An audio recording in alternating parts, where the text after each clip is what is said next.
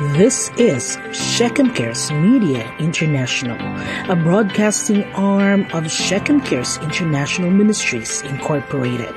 We speak truth, hope, and love by bringing good news to the nations. SCMI channel, we bring good news to the nations.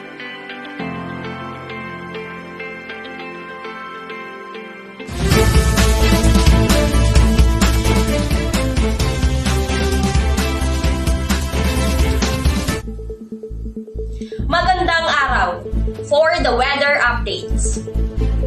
Dahil sa habagat na patuloy pinalalakas si Bagyong Boring na nasa labas ng Philippine Area of Responsibility ay bahagyang pinalalakas ni Hana na kasalukuyang nasa labas ng Philippine Area of Responsibility o tinatawag nating PAR.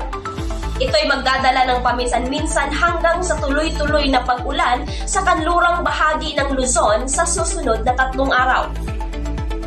Ang pinalakas na hanging habagat ay patuloy na magdadala ng pagbukso ng hangin sa mga sumusunod na lugar na hindi apektado ng alinmang babala ng bagyo, lalo na sa mga dalampasigan at bulubunduking lugar.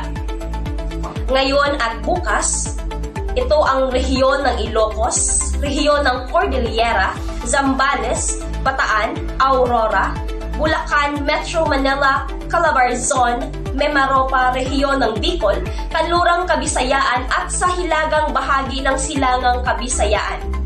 Sa Sabado naman ay ang Zambales, Bataan, Aurora, Metro Manila, Calabarzon, Mimaropa, rehiyon ng Bicol, kanlurang Kabisayaan at sa hilagang bahagi ng silangang Kabisayaan.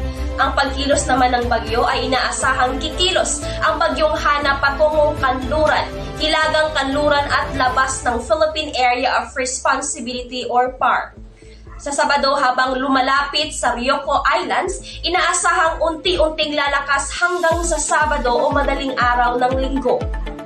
Ang bagyo ay tinatayang magiging isang typhoon sa loob ng 12 oras habang nasa loob pa ng PAR.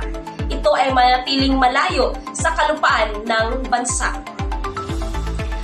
Walang nakatataas na babala ng bagyo sa kasalukuyan. This is Corinne Achacoso from SCMI News for the weather updates.